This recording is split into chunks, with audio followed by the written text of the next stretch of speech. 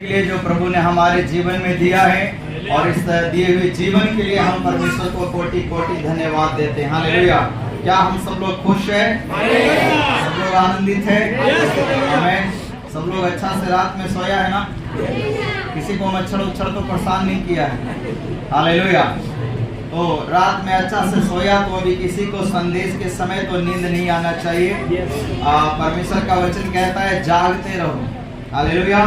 तो जब हम कभी परमेश्वर के संदेश को सुनते हैं तो हमारा कान थोड़ा बड़ा होना चाहिए और सुनने के लिए हमें तैयार होना चाहिए, क्योंकि चर्च में तो आपको और कुछ मिलने वाला नहीं है। यहाँ आत्मिक भोजन क्या है? परमेश्वर का वचन है। हालेलुया। हम लोग गीत गाते हैं, तू मेरे जीवन की रोटी है, तू मेरे जीवन का। तो ये हमारे वचन ही रोटी है और वचन ही हमारे पानी है, और इसी को हम खाकर और पीकर हम प्रभु में आत्मा में बलवंत होते हैं और जीवित रहते हैं। हालेलुया। तो कितना लोग परमेश्वर के वचन सुनने को तैयार है? हालेलुया। बगल वाले को बोलिए शांति से बैठना और हमको परेशान नहीं करना। हालेलुया। आप बोल रहे हैं ना कि परेशान नहीं करना, ऐसा ना कि आप ही परेशान करने लगे, ये भी नहीं होना चाहिए। हालेलुया। तो अभी हम लोग परमेश्वर को कलाम सुनेंगे, परमेश्वर के वचन को सुनेंगे। प्रभु हम सबको इधर चुनकर क्यों लेकर आया है ना? परमेश्वर हमारे जीवन के द्वारा क्या करना चाहता है? याद रखिए, जब तक आप अपने आप को परमेश्वर के हाथों में समर्पित नहीं करेंगे, परमेश्वर आपके जीवन में कुछ नहीं कर पाएगा। परमेश्वर कभी भी किसी के जीवन में जोर और जबरदस्ती से काम नहीं करता। कोई डॉक्टर आपको जबरदस्ती पकड़कर ऑपरेशन करता है क्या? जबरदस्ती पकड़कर इलाज करता है? नहीं। आप जाते हैं डॉक्टर के पास, स्व इच्छा से बेड पे लेट जाते हैं, ऑपरेशन के पेपर में साइन करते हैं, पैसा भरते हैं, तब वो आपको हाथ लगाता है काम करने के लिए। हालेलुया। तो आप अपनी स्वेच्छा से उसके पास जाते हैं, समर्पित कर देते हैं अपने आप को। तो डॉक्टर आपके शरीर के जख्मों को ऑपरेशन करके निकालता है और आपको उस तकलीफ से आजाद कर देता है। उसी तरह से जब तक हम परमेश्वर को अपने आप को परमेश्वर के हाथों में नहीं सौंपेंगे पूरी तरीके से, आदम और हव्वा वाला समर्पण नहीं कि प्रभु को समर्पण तो किया और बाद में फिर अपने मन से चलने लगा। हालेलुया। तो याद रखिए कि परमेश्वर ने आपको संसार से चुनकर अलग किया है। आपको संसार के जैसा बनने के लिए परमेश्वर नहीं चुना है। हालेलुया। परमेश्वर ने हमें संसार से चुन के अलग किया ताकि जो काम संसार करता है हम वो काम ना करें।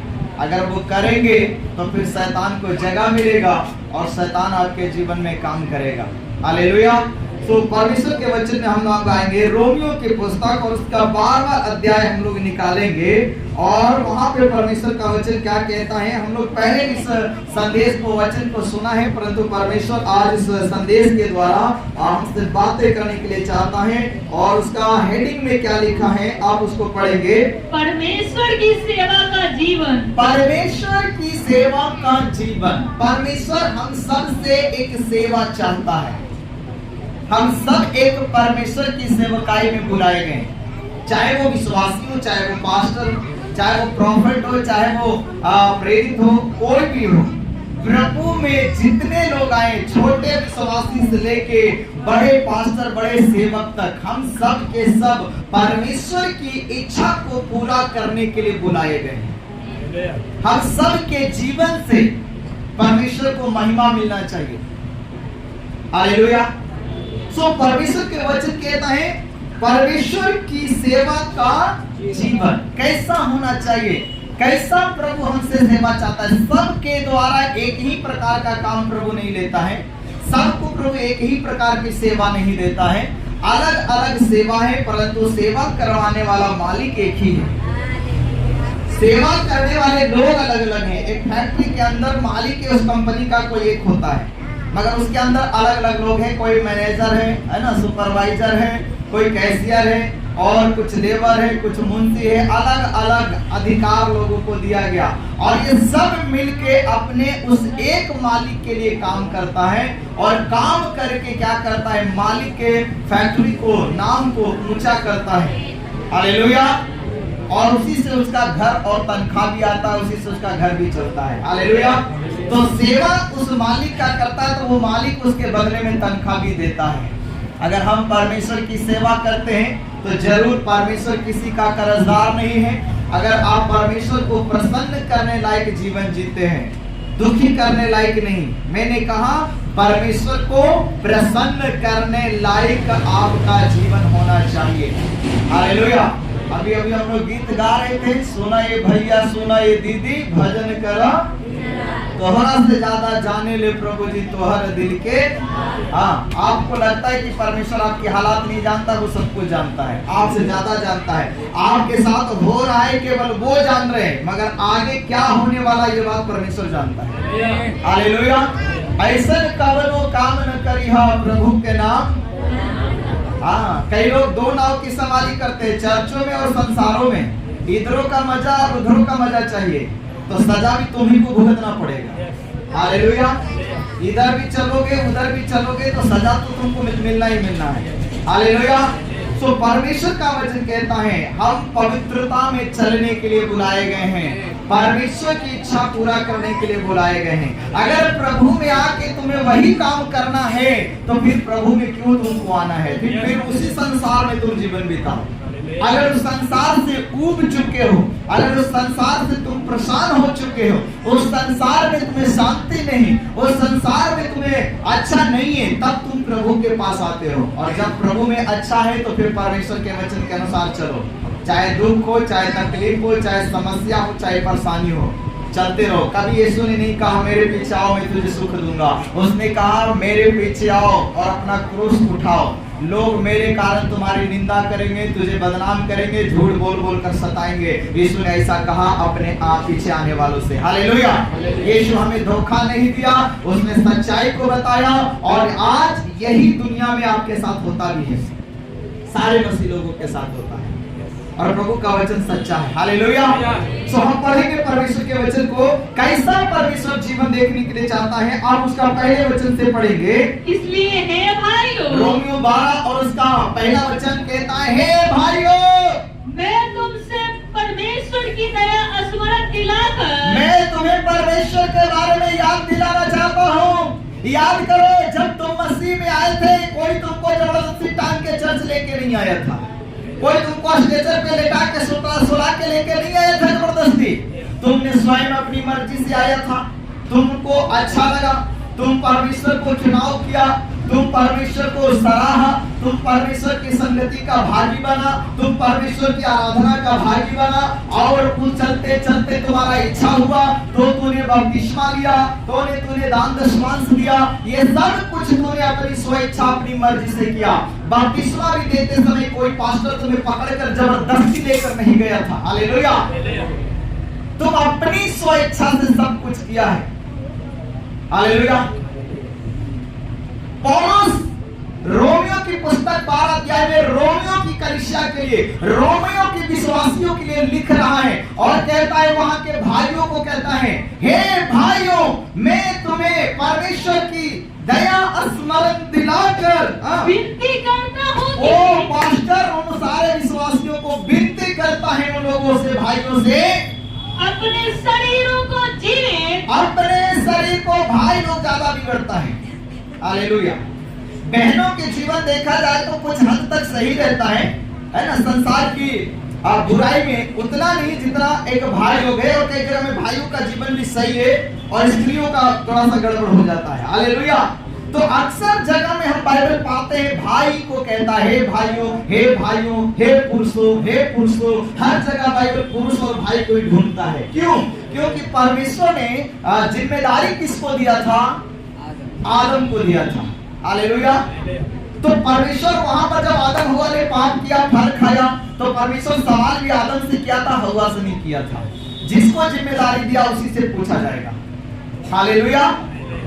तो पुरुषों को वहां पर संबोधित करता है बाइबल, पुरुषों को कहता है हे भाइयों, क्योंकि हर घर का मुखिया एक भाई है। हालेलुया। हर घर का मालिक एक पुरुष है। अपने पत्नी के ऊपर, बच्चों के ऊपर, रिश्तेदारी, परिवार जो कुछ है, उस घर का मेंबर जो है, उस घर के सारे मेंबर का ऊपर एक हेड जो है, उस घर का पिता होगा, पति होगा, एक पुरुष ही है। तो बाइबल क्या कहता है? हे भाइयों, अपने शरीरों को जीवित, अपने शरीर को धरती पे जिंदा रहते समय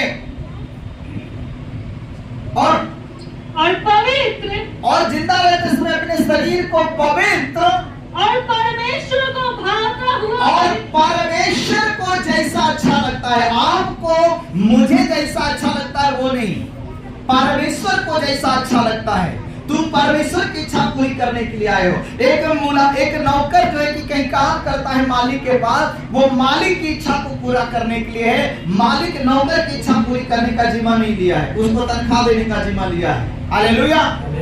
तो मालिक को प्रसन्न करना किसका काम है? उस घर के नौकर का, उस घर के सेवक का, उस घर के दास जो है उसका काम है मालिक को प्रसन्न करना। क्यों? अपने मालिक को अपने काम से खुश करे। अगर मालिक खुश हुआ तो तनख्वाह से ज्यादा बख्शीश में भी दे देता है।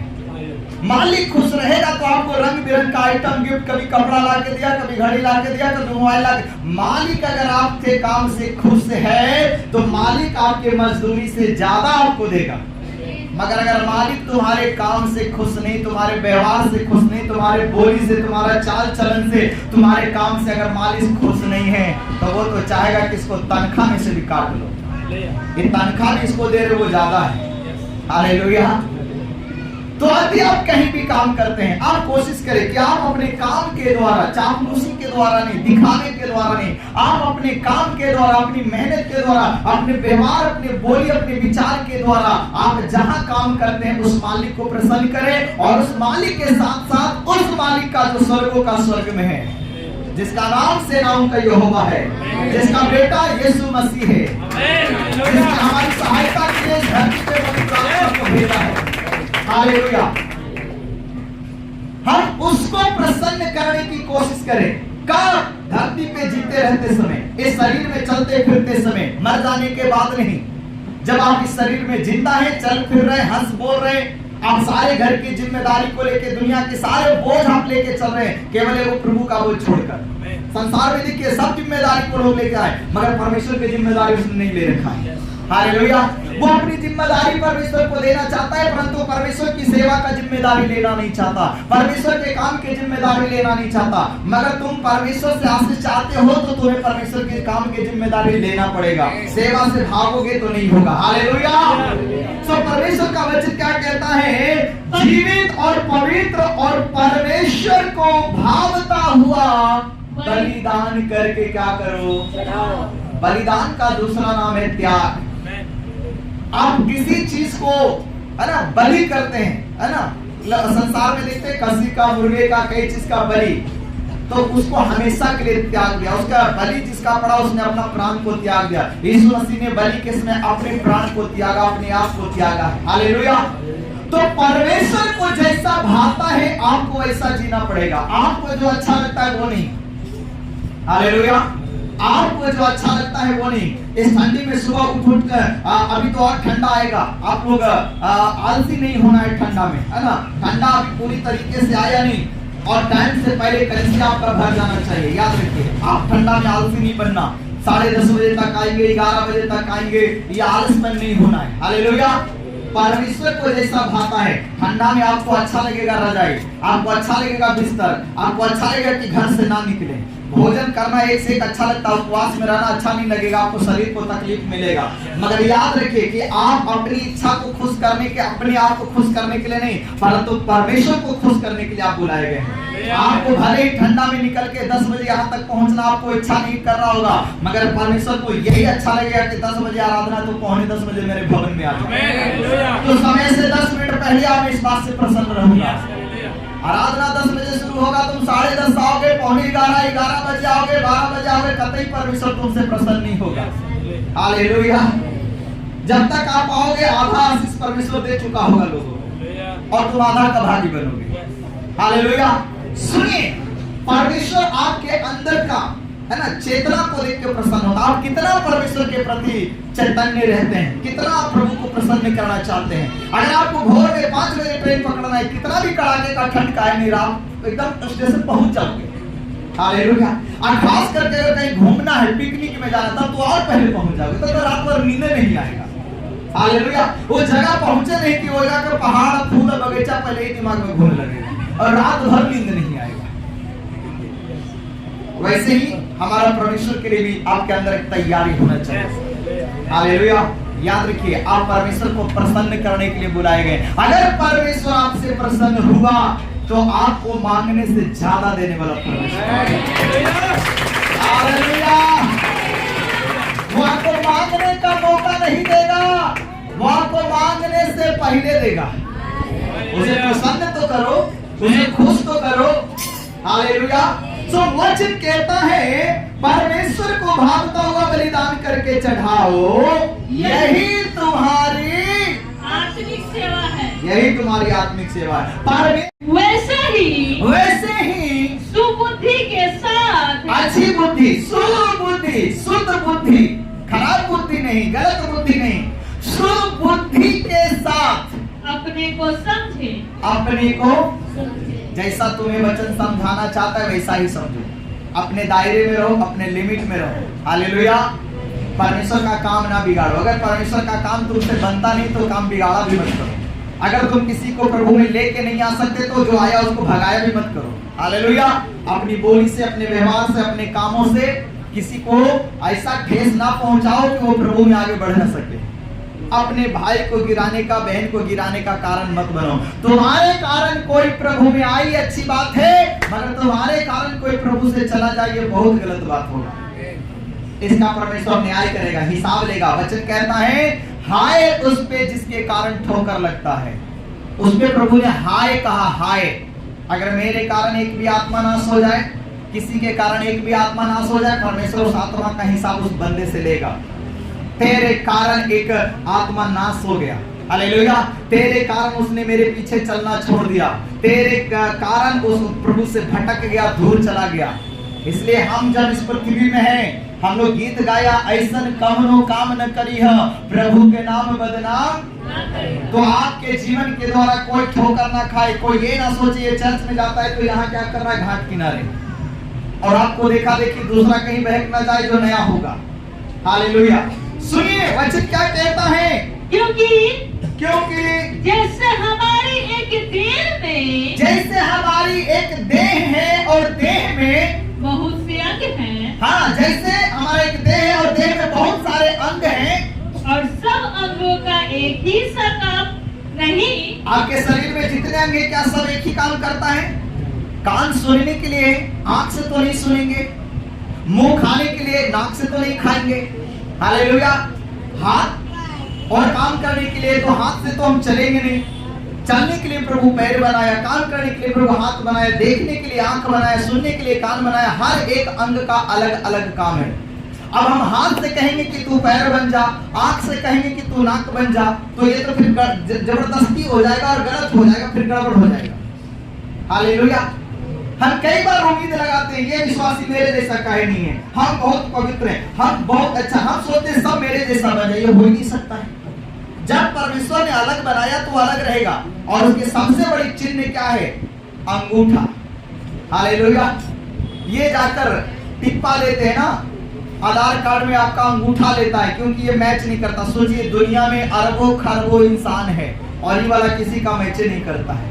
कौन से प्रभु सांचा से, कौन से दिमाग से प्रभु ये लाइन बनाता है कि मैच नहीं करता है। हालेलुया। क्या हम परमेश्वर से ज्यादा बुद्धिमान हो सकते हैं? किसी का फिंगरप्रिंट मैच नहीं करता। आप सोचिए क्या परमेश्वर ने ये चीज हमें अलग बनाता है। चेहरा एक हो सकता है, हाइट एक हो सकता है, कलर एक हो सकता है, लंबाई चौड़ाई गोलाई मोटाई एक आपका मैच कर सकता है, मगर ये कभी मैच नहीं करता है। परमेश्वर ये चीज को दिखाता है कि मैंने अलग तुम्हें बनाया है, एक जैसा। तो कलीसिया में जो लोग होंगे वो कभी भी एक जैसा नहीं होंगे। कोई मध्य में, कोई आगे है, कोई पीछे है। हालेलुया। कोई आलसी है, कोई प्रार्थना करने में आगे, कोई देने में आगे, कोई उपवास में आगे, कोई परमेश्वर के काम से भागता है, कोई अगुआ की निंदा शिकायत बुराई करता है, कोई अगुआ की सराहना करता है। अगुआ जानता है एक जैसा तो है नहीं। हालेलुया। कोई देखिए, आप अपने परिवार में देखिए, कोई बेटा घर का जिम्मेदारी संभालता है तो कोई बाहर में अपना लफागिरी करते चलता है, अपना कैसू काम करते चलता है। हालेलुया। अब एक बात क्या करें, मजबूर है। तो वचन क्या कहता है? सब अंगों का एक ही सा काम नहीं। सब अंग का एक काम नहीं है। हाथ का काम हाथ करेगा, आंख का काम आंख करेगा, दिल का काम दिल करेगा, जुबान का काम जुबान करेगा।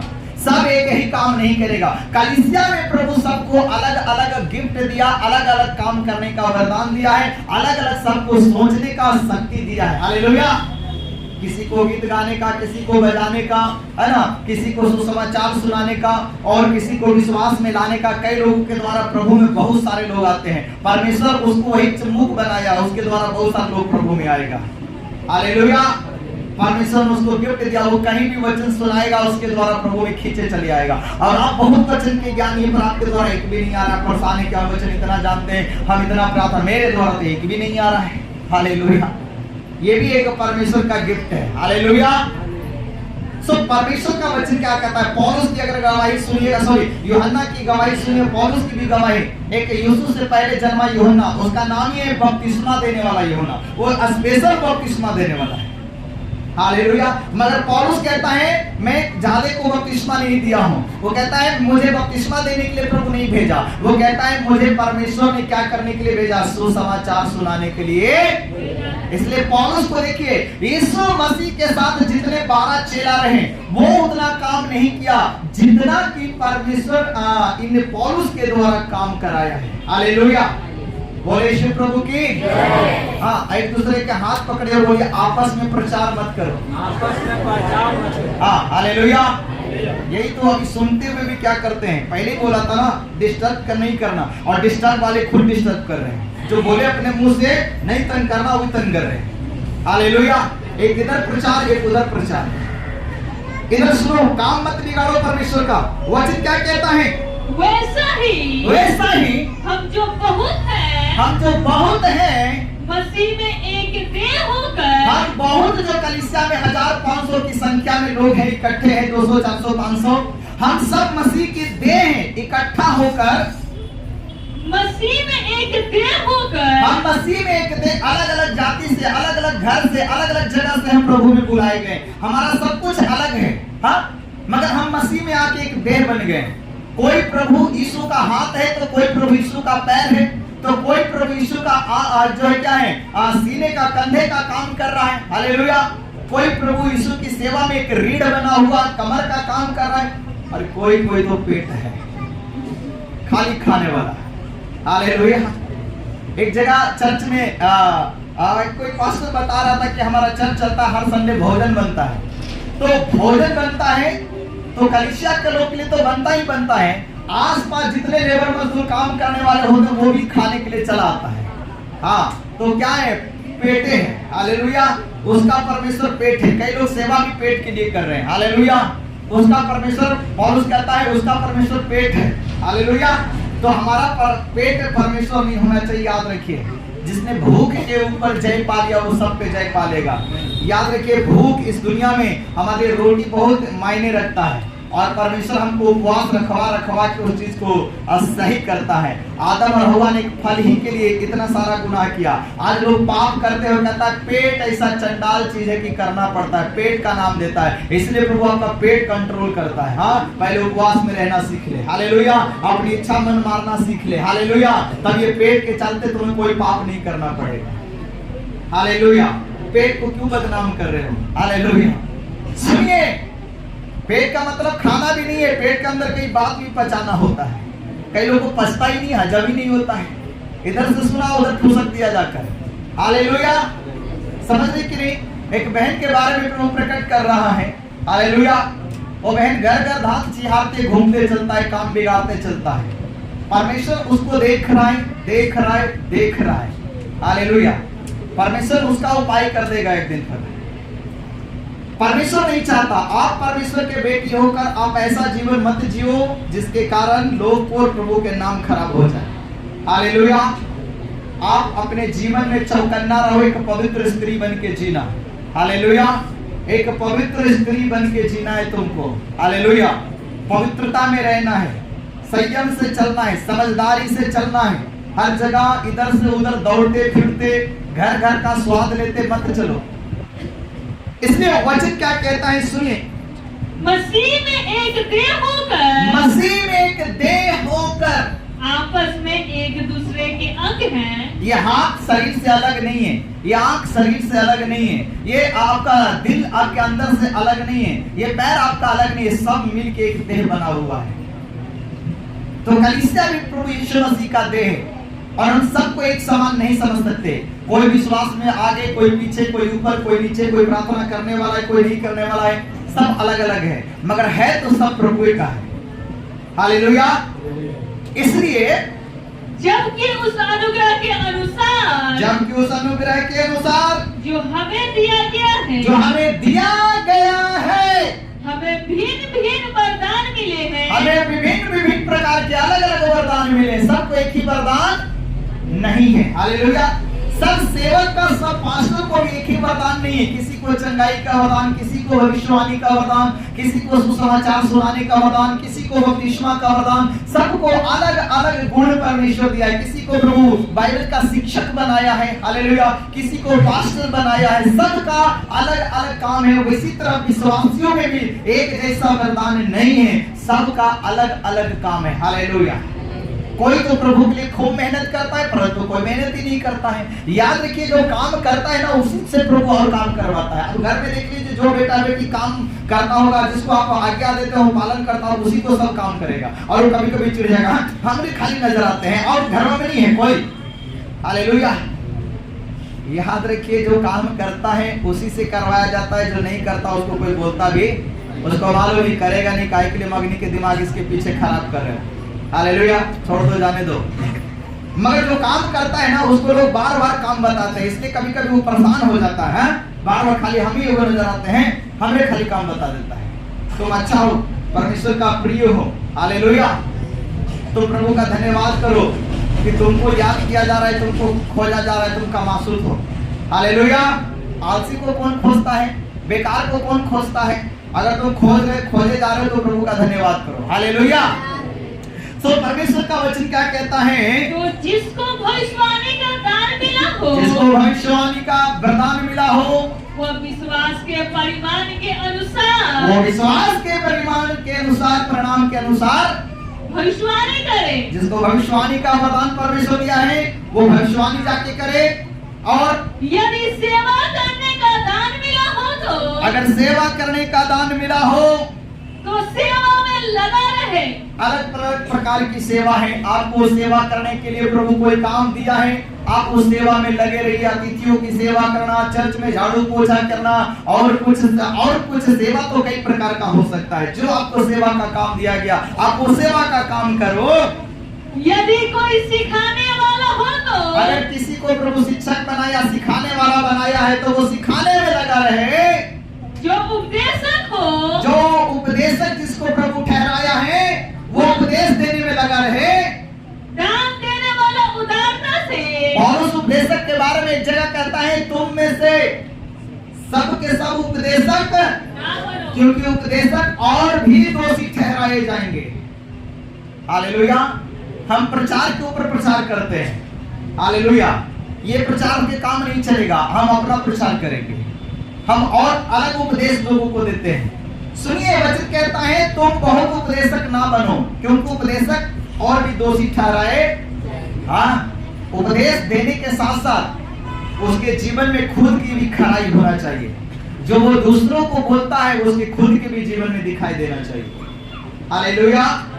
तो वचन कहता है, जो उपदेशक हो, वो उपदेश देने में लगा रहे। वो उपदेश देने में लगा रहे। परमेश्वर उसको उसी काम पे नियुक्त किया है, तो लोगों को उपदेश दे, मेरे वचन से लोगों को उपदेश दिया कर। और दान देने वाला, अगर कोई किसी को प्रभु दिल खोला है, कहीं देखिए एकदम दानी है, जरूरत से ज्यादा परमेश्वर को, कई लोगों को दशवांश देना भी मुसीबत लगता है, मगर कोई 20 वांश दे रहा है, कोई 15 वांश दे रहा है, इसका दिल खुला हुआ है। हाँ, 100 मांगा जा रहा, हम 200 देंगे, इसका मतलब दिल खुला है। हालेलुया।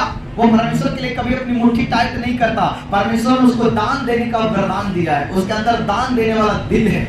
हाँ, सबके पास नहीं होता है। और दानी को देखना, कभी किसी चीज की घटी नहीं होगा। एक चीज आप ये भी देख लेना, जो दान करते रहता है ना, उसको कभी किसी भली वस्तु की घटी नहीं होगा। एक जाएगा, दूसरा प्रभु फिर लाएगा उसके पास। हालेलुया। इसलिए वचन कहता है, जो दान देने का जिसको वरदान मिला हो, वो दान देता रहे और उदारता से दे, उदारता से दे, उदारता से दे, जो अगुवाई करे, और जिसको अगुआ के रूप में चुना गया है ना, वो अगुवाई कैसे करना है, उनका उत्साह से अगुवाई करना चाहिए उसको। हालेलुया। तो जिसको अगुवाई करने का वरदान मिला है वो अगुवाई करे, वो उत्साह से करे। कैसे करना? निराशा से नहीं, उत्साह से प्रभु की सेवा करो। पूरी कलीसिया को जगमगाए रहे। हालेलुया। उत्साह में, उमंग में एकदम प्रभु की सेवा करते रहो। हालेलुया। आपका चेहरे में चमक होना चाहिए, जो परमेश्वर की ओर से होगा ना, चमक होगा। हालेलुया। और कई लोग को देखकर ना मुंह मलिन मुरझाए रहेगा। हालेलुया। मूसा जब परमेश्वर के पास से नीचे उतरा, उसके चेहरे से किरणें निकल रही थी। जिसका परमेश्वर के साथ तालमेल रहेगा ना, वो चमकते रहेगा। हाँ, और जिसका शैतान के साथ संगत रहेगा, शैतान मलिन है, वो मलिन के लिए रहेगा। बहुत सारा दिन में है तो प्रभु का जुड़ा हुआ सेवक होगा, मगर शैतान उसके जीवन में काम कर रहा है, उसको टेंशन, डिप्रेशन, निराशा में, टेंशन में डाल के रखा हुआ है। हालेलुया। सिमसोन परमेश्वर का चुना हुआ था, मगर अंत में शैतान उसको इस्तेमाल कर लिया, है ना। परमेश्वर की इच्छा उसके द्वारा पूरी नहीं हो पाया, क्योंकि वो चौकस नहीं था। सुनिए वचन क्या कहता है, उत्साह से करे। जो अगुवाई करे वो कैसे करे? उत्साह से करना। हालेलुया। और जो दया करे, जो दया करे, वो हर्ष से करे। वो खुशी से दया करना। आप किसी के ऊपर दया दिखा रहे हैं, है ना, तो आप खुशी से उसके ऊपर दया दिखाएं। हालेलुया। खुशी से करो, कुछ भी आप दे रहे हो खुशी से दो। दया करके एक पूरा चावल दिया, एक पूरा आटा दिया, खुशी से दो। हालेलुया। जो कुछ करते हो खुशी से करो। वचन कहता है देने वाला खुशी से, हर्ष से दे। आज किसी को ऊपर दया करके कुछ दे रहे, खुशी से दो, आनंद से दो। उससे पाने की आशा मत रखो। बाइबल कहता है देकर पाने की आशा ना रखो। हालेलुया। जब आप दान और दया में दे रहे तब। हालेलुया। सो वचन क्या कहता है? प्रेम निष्कपट हो। तुम्हारा प्रेम निष्कपट होना चाहिए। हालेलुया। कलीसिया के भाई और बहनों, आपस में निष्कपट प्रेम। एक तरफ प्रेम रख के अंदर में कपट नहीं रखना। कपट किसको बोलता है मालूम? कपट का मतलब क्या है? अगर 1 किलो कोई चीज 10-100 ग्राम तौल के देना है, मगर वो 950 ही ग्राम देगा, ये कपट है। आप 100 रुपया के सामान लिया है ना, मगर आप कई लोग को देखो एकदम ना, इतना जो हमारे खानदानी आदत है, हम पूरा देवे नहीं करेंगे, 5 रुपया काठी के देंगे, हमारे खानदान से चलते आ रहा है। हालेलुया। सुनो, ये कपट है। आप पूरी रीति से पूरा किसी को नहीं देना चाहते हैं। दिल प्रभु को दिया पर पूरा नहीं दिया है, थोड़ा सा अपने लिए रखा हुआ है, थोड़ा अपनी मन मर्जी चलाने के लिए। हालेलुया। अगुआ से प्यार करते पर पूरा नहीं, थोड़ा सा अपना भी रखा हुआ है।